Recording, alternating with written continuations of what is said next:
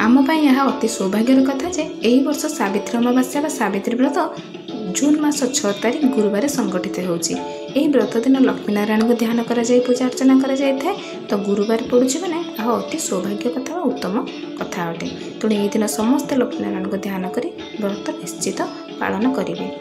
तो लक्ष्मीनारायण व्रत भाई सावित्री व्रत 3 दिन पालन करा जाए। माँ सावित्री तांको स्वामी मंगल कामना करी दीर्घ कामना करी 3 दिन यह व्रत पालन करथिले। अर्थात 6 तारिख पूर्व दिन बुधवार पड़े से दिन व्रत आरंभ करेंगे। से दिन आपन को हविष्यान एक थर ग्रहण कर रही पड़ो। जदि आप शरीर आपन को अनुमति देना तेज आप से शुद्ध सात्विक भोजन करेंगे। जदि अरुआन्न खाई न पार्टी आपण शरीर जहाँ कौन से खाद्य ग्रहण करेंगे कि आमिष आदौ खाइबे ना पियाज रसुण खाए। छड़ा व्रत दिन जहाँ मुहूर्त उठे स्नान आदि नित्यकर्म सारे तापर आपण माँ पूजा अर्चना जोगाड़ करेंगे। आप घरे करूँ मंदिर में करूँ कोठ घरे करूँ बरगछ मूल करूँ जो भी करूँ आप पूजा अर्चना करने पूर्व संकल्प निश्चित करेंगे।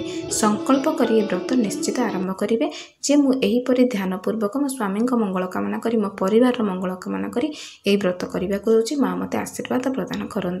तेणु संकल्प कर सब जेकोसी व्रत कर संकल्प बिना व्रत के पूर्ण हो न था। तेणु सब व्रत करने पूर्व संकल्प करेंगे तापर व्रत करेंगे। व्रत करने व्रत सामग्री कथा रहा। जितेबाला व्रत सामग्री आप जोगाड़ कर कौन दामी जिनसर आवश्यकता नहीं। आपणकर सामर्थ्य मुताबक आपण परिवार सामर्थ्य मुताबक क्या कष्ट न दे आप पूजन सामग्री जोगाड़ करेंगे।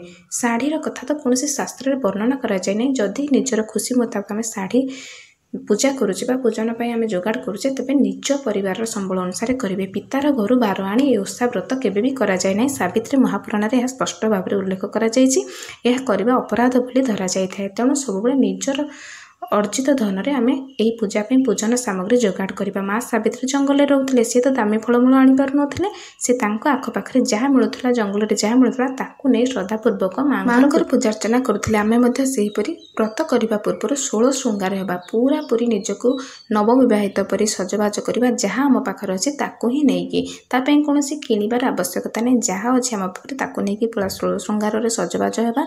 आम पाखे जो सासू गुरुजन अच्छा जा अच्छा ननद अच्छा से 16 श्रृंगार करने उत्साहित करवा। आम पाखे जहाँ अच्छे आम अर्पण करवा।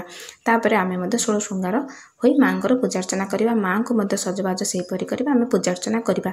पूजा जो भी करूँ आम ठाकुर को जहाँ को कई जगह लक्ष्मीनारायण को पूजा करती शिव पार्वती को पूजा करती जी जहाँ को भी पूजा करती ध्यान कर बसतु। माँ व्रत बही पढ़ा सहित या ही ध्यान करूँ निजर इष्ट को ध्यान करूँ।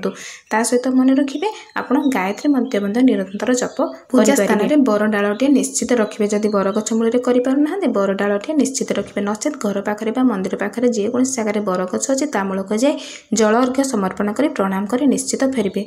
पूजा सरला पूजन समस्त 16 श्रृंगार सामग्री जहाँ पूजा कर भल भाव सजबाज चूड़ी शाढ़ी एसबू पिंधि सारा आपड़ पुणी जाकर वृंदावती निकट में प्रणाम करेंगे। निजर इष्ट को प्रणाम करेंगे। ईशान में प्रणाम करेंगे। घर ठाकुर को प्रणाम करेंगे। गुरु गुरुजन और निजर स्वामी को प्रणाम करला से प्रसाद बंटन कर निजे प्रसाद पाए। हाँ यही दिन श्रृंगार सामग्री नूतन श्रृंगार सामग्री जहाँ आप व्यवहार करनथिबे ताकू जदि आप दान करते तेज आपन को अखंड सौभाग्यवती होबार आशीर्वाद प्राप्त होता है बोली मान्यता रही। तेणु एदिन निश्चित श्रृंगार सामग्री किसी ना कि नुआ दान करेंगे जहाँ आप व्यवहार करनथिबे। तो ही परदिन पारण करेंगे से दिन आमिष खाइबे नहीं पियाज रसुण निश्चित त्याग करने चेष्टा करेंगे। यहीपर 3 दिन व्रत पालन कले ध्यानपूर्वक आपन व्रत निश्चित सफल हो। यह सहित विश्वास मूल ए जगत परिवार समस्त सदस्यों हृदय धन्यवाद अर्पण करुँ।